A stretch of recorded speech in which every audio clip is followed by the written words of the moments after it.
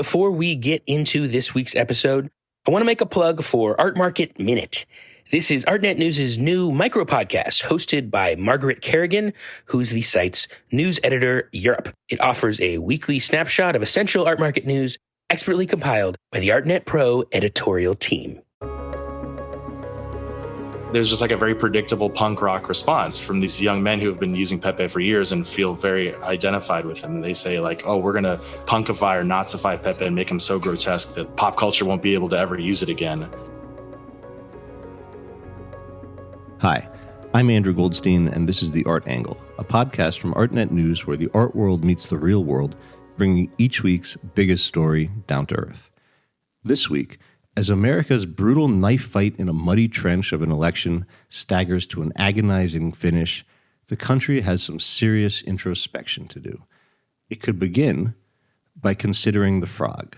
No, not just any frog, but Pepe the frog, the smiley, vaguely francophile amphibian that has bizarrely been claimed as the cartoon mascot of the runaway far-right internet, promoted as a symbol of hate by Alex Jones, Richard Spencer, and others who prey on our social divisions. Pepe, however, wasn't always such a creep.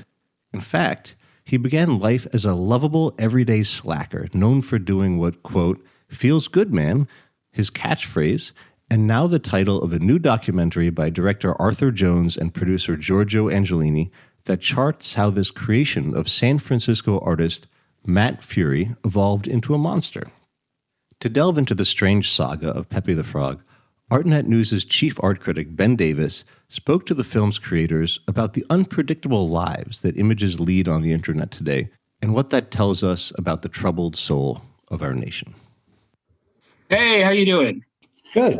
Do you two just want to introduce yourselves and your names and your relationship with the film real quick? Sure. My name's Arthur Jones. I directed Feels Good Man. I also did a lot of the cartoons and motion graphics in the film. And Giorgio and I have a production company called Ready Fictions. And my name is Giorgio Angelini. I'm the producer and writer, and I shot some of the film and did some of the music. We all wore a lot of hats. Yeah, we were in the trenches together making this film. So people probably know Pepe the Frog just generally from internet culture, or maybe more specifically from the 2016 election and since the fallout from it, when it became really known as a symbol of the alt-right. And your film, Feels Good Man, is about the story behind the symbol. So why don't you tell me about the central figure of the film, is this artist, Matt Furie? Yeah, the film is about Pepe the Frog and the man who created him. And it's a story that even if you've seen Pepe online, maybe you don't know how elaborate and deep the backstory goes. The film is named Feels Good Man because there is a panel of a comic book that Matt drew around 2008. It's a comic book called Boys Club. There's a character named Pepe the Frog, and he's one of 4 characters in the comic book. And Pepe says, feels good, man, in this panel. And he's responding to his roommate who's just walked in on him. And Pepe has been peeing, standing at the toilet. He's pulled his pants all the way down around his ankles, so they're sitting on the floor. His roommate asks him why he does this, and Pepe responds, feels good, man. And this one panel from this one very pretty obscure zine took off on the internet through no control of Matt. So that's kind of the inciting incident of our film. It's also this kind of very unique case study in how things get warped and changed online. It's about Matt learning how to deal with this predicament he's in. His character gets officially designated a hate symbol in 2016. So it's about him trying to maybe reclaim the narrative of Pepe and then also trying to enact the copyright so that people can't use it as propaganda. And it's also this larger story about how trolling moved off of message board culture, and Pepe became a signifier for trolling, and then moved off of the message boards and into mainstream politics in 2016. Well, let's talk a little bit more specifically about how it became a political meme, because there's a big jump that goes from this kind of indie comics thing to even just the way it functioned on the web in the MySpace era to then what it becomes when 4chan gets a hold of it and then into the 2016 election. So maybe just trace the community it found online. I mean, we tell kind of a 10-year story of Pepe on the internet, and Pepe is a really flexible narrative device. And so we really decided to tell the emotional journey of Pepe. And Pepe went from this sort of feels good man frog, which was largely an innocuous reaction image for people. As in an image people used to express a reaction to a comment someone had or an opinion someone had. Yeah, and this was an era where like actually posting images within text threads was not that common. It was before emojis. It was before the sort of flexible discourse of text messaging. It was a reaction image where people could post Pepe, and people from the very beginning, I don't think necessarily knew anything about Matt's artwork. They just thought that this frog was immediately arresting. They thought there was something kind of cute and creepy about the frog, and the fact that he was saying feels good, man, but he seemed a little cracked out, I think people found to be just kind of appealing. And so in the film, we chart how Pepe sort of changes, how Pepe becomes this emoji essentially. And so he goes from the feels good man frog to the feels sad man frog to the feels bad man frog. And then ultimately, Pepe becomes more and more irrational and angry. And this is happening at the same time in 2015 and 2016. There's a real kind of break in America where there are a lot of people who are feeling more angry, and they're taking this anger into the internet. And the Republican Party becomes basically a party where their sole kind of base is aggrievement. It's anger. It's saying that things are fucked up and we want someone who is able to like address this. And that's why Donald Trump became so popular. It's because he's a megaphone for anger. And so we trace how Pepe becomes like angry and emotional as the internet becomes angry and emotional at the same time. Isn't there a middle step there, though, too? Because one of the things I think is interesting about what your film does, which is to drill back to this image that people have consumed out of context to like what the original context is, where it is this originally this non sequitur comedy series about college friends hanging out and kind of that spaced out after college moment when you don't really know what you're doing and you're kind of living in your own filth. That's a kind of a purgatory that a lot of people go through. And then there's this moment after the 2008 financial crisis when a lot of young people graduating into the labor force graduate into that kind of situation, but then it never ends. A dramatic spike in the number of millennials living with their parents in their basement and never graduating out of that. And so it's kind of like Pepe tracks that mutation of what's going on with the subject matter underneath it. And then I also think it's originally called Boys Club. And it's about 4 young men living together, kind of goofing around, palling around with your bros kind of way. The kind of culture that develops on 4chan is very much organized around this identity of being, you know, a man who's cut off from women voluntarily and involuntarily and identifies with being stuck in this kind of thwarted space of masculine rage. Yeah, no, I mean, there's a lot of contending factors that are all confluence to create this phenomenon. There's this one particular panel where Pepe transforms from the feels good man frog to the feels sad man frog. That's where the turn happens. That conspires with the financial meltdown of 2008, which conspires with this group of predominantly young men online who are all talking about how like the world is conspiring against them and that they have no agency in this world, whether that's legitimate or not. And they all start identifying with Pepe as their icon or their hero of sorts. And so then when the commoditization of social media comes in and Pepe has already been very well established as the mascot of the internet, he starts to get co-opted actually by what they pejoratively refer to as the normies, right? And so normies start using Pepe, and there's just like a very predictable punk rock response from these young men who have been using Pepe for years and feel very identified with him. They say like, oh, we're gonna punkify or Nazify Pepe and make him so grotesque that pop culture won't be able to ever use it again.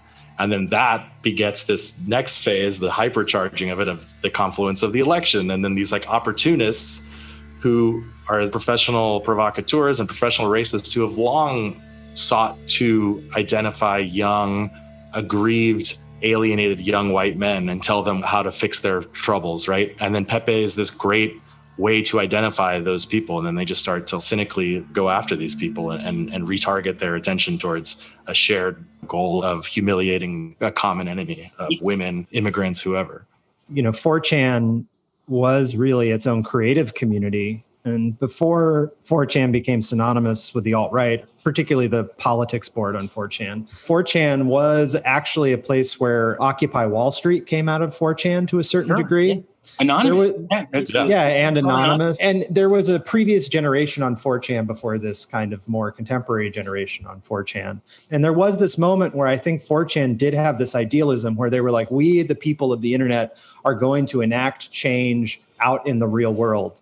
And then when all of that sort of fell apart, when Anonymous really just kind of became co-opted by all of these different contending hacker groups, when Occupy Wall Street got sort of shut down, when the financial collapse happened, a lot of people left 4chan. And then the people that stayed really just kind of gave up. 4chan has always thought about itself as a creative space. For years, it was like they kind of considered themselves to be chaotically neutral.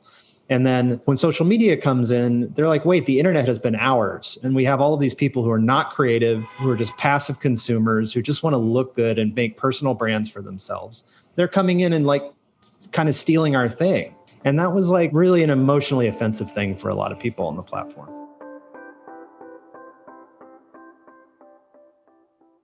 What I find so compelling about the movie is that it has this very specific story and this very specific individual at the heart of it. But then from there, just to me, it seems to cycle out into these larger and larger rings that make you think about really what has happened to culture in the last 10 years and how there's a kind of a new cultural texture or cultural sensibility that developed online. And Matt seems to me to represent something earlier. He's someone with one foot in both worlds. What happens to him online sort of happens behind his back, right? Yeah, I mean, in some sense, Matt is an incredible protagonist because I think he probably, I would hope, I think a lot of people maybe identify with his struggle in some way or another. Maybe you're not specifically a cartoonist who had your artwork co-opted by evil forces, but maybe you feel like the world around you has changed really dramatically and that your consensus reality has been taken from you. He's a really compelling figure because he is such an innocent in some way.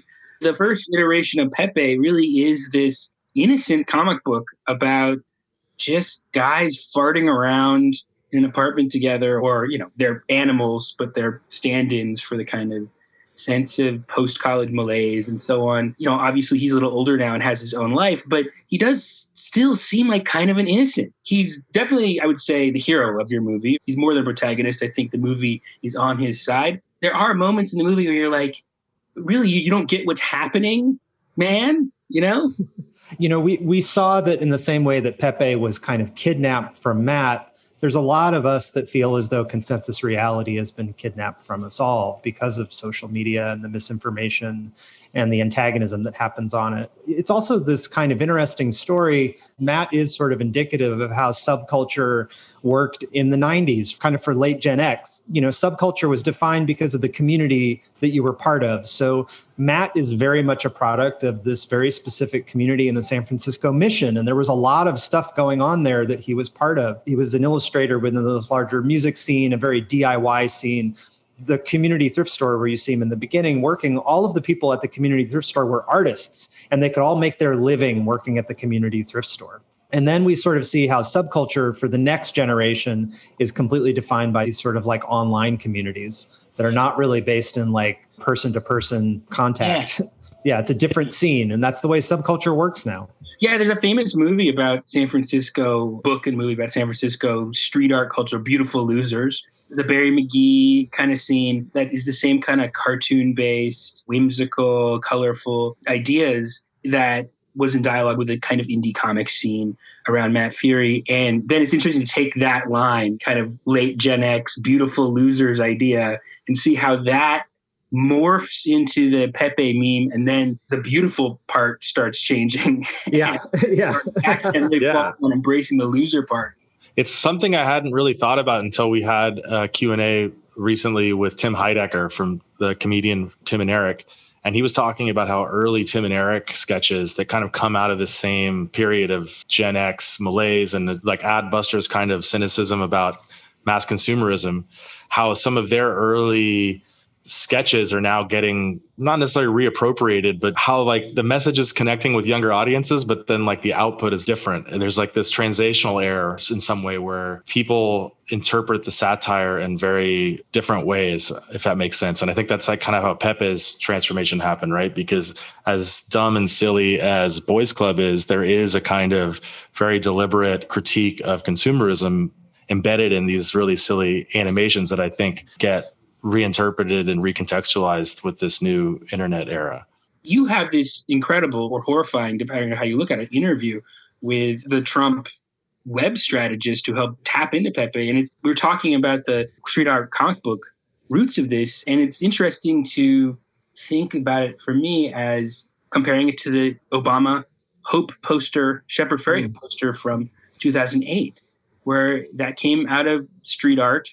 The fact that it came from this new aesthetic place symbolized a kind of new community energy being tapped into, a new audience subculture that was already coalescing, that its newness could symbolize what Obama symbolized to a lot of people. And really the way your film frames it really is like the Pepe becomes the reverse version of that. That very consciously this guy discovers this image or manipulates this image, and it taps into this other kind of creative community and this other kind of cultural energy that's going on that he very consciously talks to you guys about. Yeah, he's like very attuned to how art and politics and propaganda all conspire on either side of the political aisle. But that, I think, is what's kind of at the center of this political moment, which is just the power that memes specifically have in terms of this confluence of propaganda, politics, and the electorate. Right? Because memes offer, for the first time, this opportunity that inverts the relationship between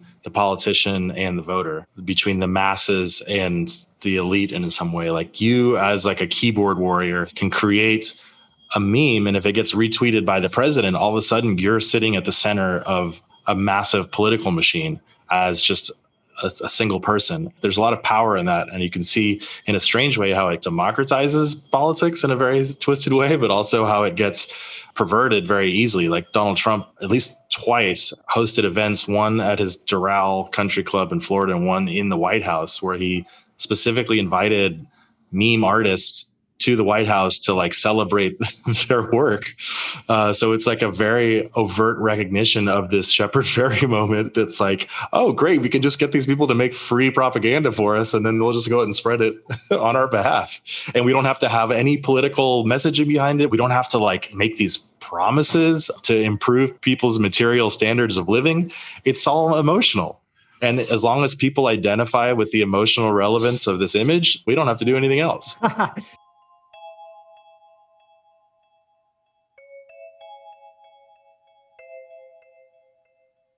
I think that there's a sense in which your film really got me thinking about how the history of Pepe kind of mirrors the history of people's perception of internet culture itself. And it sort of starts out as this funny, offbeat, and weird kind of distraction, and then it morphs into this kind of excitingly unconfined phenomenon that moves into all these new spaces.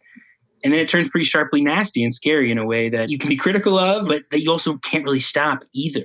You know, we plugged our brains into this machine where everyone can see each other's thoughts. And then what does that mean for how culture works or art works? Do you draw any lessons from all the experts you talked to from this film for artists? I think it continues to be confounding. I think in pretty much every interview we did, someone would either say, you can't put the genie back in the bottle or you can't put the cat back in the bag. For us, the conversation kind of became a less artistic one and ultimately one that was based more around the gig economy. As an artist now, the only way for him to really eke out a living as a commercial artist is to kind of think about himself as a brand. And there was this moment in 2015, 2016, 2017, when there were people that would see a Matt Furie artwork, recognize it maybe as the guy who did Pepe and assume that it was done by a neo-Nazi or a white supremacist. And so there's all these different facets of the Pepe and what it means to put your art out into the world. But then there's this also thing where we are all kind of having to like very crassly put ourselves out there as like our own brands. And Pepe as a brand was getting corrupted, maligned, destroyed because of what was going on in 2016. And so while Matt's wanting to reclaim Pepe for copyright is something that was done out of like a real personal need for him to fight back against people like Richard Spencer who were using it as propaganda, but it's also something that he really had to do because, in order for him to like become like a provider for his family and to make a career as an artist, he had to protect what was his. Well, yeah, and it's not just his, it's his personal being, his psyche. That's what's so paradoxically infuriating about this is that for one group of people who were used to engaging with Pepe, it was completely free of context for them. Basically, all these people are kind of unknowingly destroying his life and his potential to make money because he wasn't able to really define his own narrative. And so that's really, in a large sense, what we wanted to do with this film was to canonize Pepe, to sort of put a stake in the ground and say, like, this is actually the story of Pepe, so that from now on, if you ever see Pepe again on the internet, you can at least understand where it came from, what Matt's story is. And when you see a meme with him doing something depraved, you understand that that is a derivation, not part and parcel to what Pepe is as the artist intended. From the artistic point of view, I do think, there's something in the film that sort of tracks the history of the way people relate to free culture. That seems to have this indie comic ethos where he's like, yeah, I'm not going to shut down someone else for trying to do something cool, at the beginning. And I think that's how most people thought about creativity on the internet around 2012, 2010. And then by the middle of the 2010s, everyone's like, wait a minute, the internet's kind of a doomsday device that destroys context and any ability to make money off what you do. And his story really kind of organically tracks that. People are always going to be there to steal shit, and the internet just provides open season. And it's not really clear what you can do about that. I mean, you mentioned that putting the genie back in the bottle. Talk about some of his efforts, like the tools he tries to use. Sure. I mean, in the movie, we kind of talk about two distinct periods where Matt was trying to set the record straight, or at least make people understand what was going on with his intentions in Pepe. And the first was he did something called the Save Pepe campaign. And this was kind of at the height of Pepe's toxicity. And it was like a hashtag, Save Pepe. And then he encouraged all of his other like fellow illustrators and comic artists to make memes of Pepe that were peaceful and that they were kind of like very self-consciously kind of hippified, kind of these hippie sentiments with peace signs and hearts and stuff.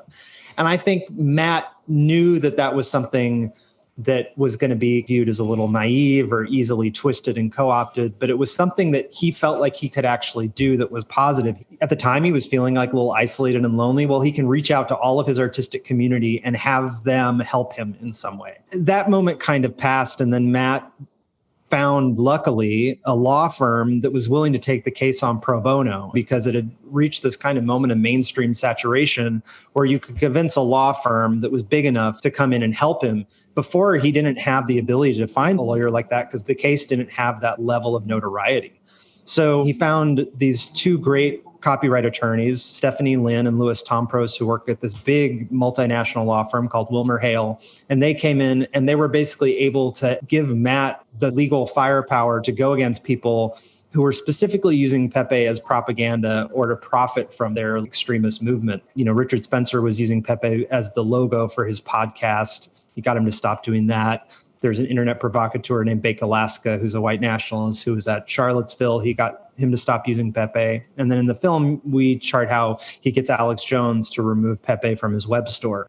And so that was a pretty hard process for Matt. I mean, he feels very uncomfortable in those kind of situations. We don't think the movie's preachy or anything, but we do think the movie speaks to this very simple truth, is if there's a problem in your life, just deal with it with the tools that you have and get off the proverbial couch and try to make a stand for the things in your life that you deem to be important and care about. In researching this, I found one article about the film that said Feels Good Man is the new documentary that's making intellectual property lawyers cool.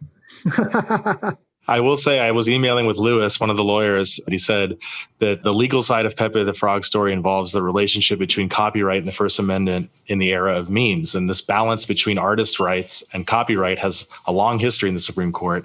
In the 1990s, the Supreme Court decided the Campbell versus Acuff Rose case, famously deciding that Two Live Crew's parody of Roy Orbison's Pretty Woman was, quote, transformative and thus fair use and not copyright infringement. And that's like, well, first of all, anytime we can talk about Two Live Crew, I think is great. But it portends something potentially wrong or dangerous about how we maybe might in the future classify memes as being transformative or not. There are big questions opened up about culture by the film. I mean, I was going to ask, you don't get too much into it in the film, but when you see Alex Jones's lawyers grilling Matt Furie in the deposition around the lawsuit, you can see where their head's going. They're asking him about all these cartoon characters he's drawn and how similar or dissimilar they look to like Grimace from McDonald's or other popular things. And you can see that they're trying to establish a standard of transformative use. Why is he able to sue some folks over this when it has become kind of a folk image on the internet? Well, he was able to do that specifically with Alex Jones because they could show that it was a tracing from a specific panel. It's actually traced from the page with the sad frog image on it. So you're right. The people that he was able to go after were people that seemed to be using specifically things from the comic book or were specifically referring to the image as Pepe. Just substitute Pepe for Mickey Mouse and imagine what Disney would do to InfoWars if he tried to sell a poster with Mickey Mouse on it. So you mentioned the phrase, you can't put the genie back in the bottle, and how that comes up again and again with this kind of subject matter. There's this person you interview in the movie who, I won't spoil it for people because he's a treat in the movie, but he's kind of, I guess you call him a meme wizard. He both is an expert in internet culture and a literal wizard. He's actually literally a druid. Okay. Yes, he is. He's an occultist and a druid. But it turned out to be a pretty effective way to explain some of this confounding subject matter. And he actually says, I think perhaps the most constructive and interesting thing, which is you can't put the genie back in the bottle, but you can send it somewhere else. And then that kind of takes you to the end of the movie when Pepe arrives in Hong Kong. Talk about that.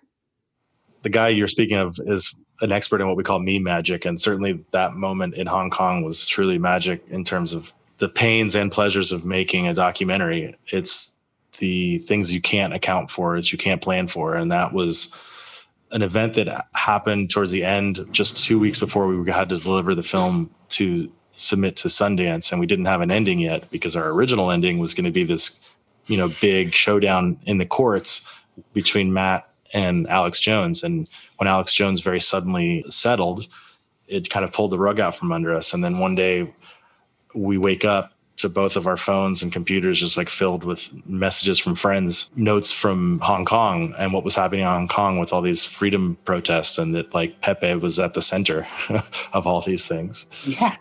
And it just provided to us this really incredible opportunity. To be clear, Pepe becomes a symbol completely at odds with everything he's come to symbolize here. There was this one particular protest that was organizing on social media that were going to try to make a human chain all around Hong Kong, and that linking each person's hands were going to be these little homemade origami Pepe hearts. And it was just like, you couldn't write this kind of thing. I mean, it's just so special. Yeah, it's amazing that you say that you had a different ending in mind, because it is a much more internet era ending, where it's kind of like a showdown in the courtroom, such a staple ending, and then it just takes a right turn where the symbol finds a totally other meaning. I don't actually know what to make of that, because you go through the film thinking that Matt is on like this Don Quixote quixotic quest to try and unmake a really terrible omelet, and thinking, what a dope he is. And then it turns out the internet laughs at all of us. I think we'll hopefully come away from this story years from now, seeing what happened to Pepe during the 2016 election as kind of being a blip in an otherwise kind of incredible story that I think Matt would be the first to tell you too. Like he is not looking to quote unquote control Pepe. I think he was just looking to tell his story. And, Pepe belongs to the people in some sense. Yeah. And, it also just points out how isolated that 2016 moment of Pepe was. Hong Kong happened because Pepe was such a popular image in places like Hong Kong and Taiwan and Malaysia and Singapore without any of the political baggage from the West. It was another symbol for the anonymous. The protesters in Hong Kong had to wear masks so that the facial recognition of the Chinese authorities wouldn't be able to allow them to be recognized in video footage. So once again, Pepe is this faceless symbol for anonymity in the world. I mean, there's a part in it that's very moving in a way where you interview one of the protesters, and the interviewer asks, what does Pepe mean to you? Like, well, Pepe is sad, like Hong Kong, but I believe Pepe will smile someday. Yeah. Exactly. Well, that's terrific. So just thanks to both of you for Thank talking. you for having us. Yeah, thanks for this It's great awesome. conversation. I appreciate it.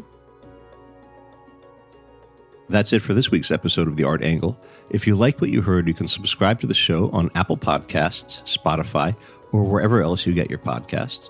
Also, take a moment to rate and review us. It will help other listeners discover what we're doing. The Art Angle is produced by Sonia Manalili, Tim Schneider, and Caroline Goldstein. Thanks for listening, and see you next week.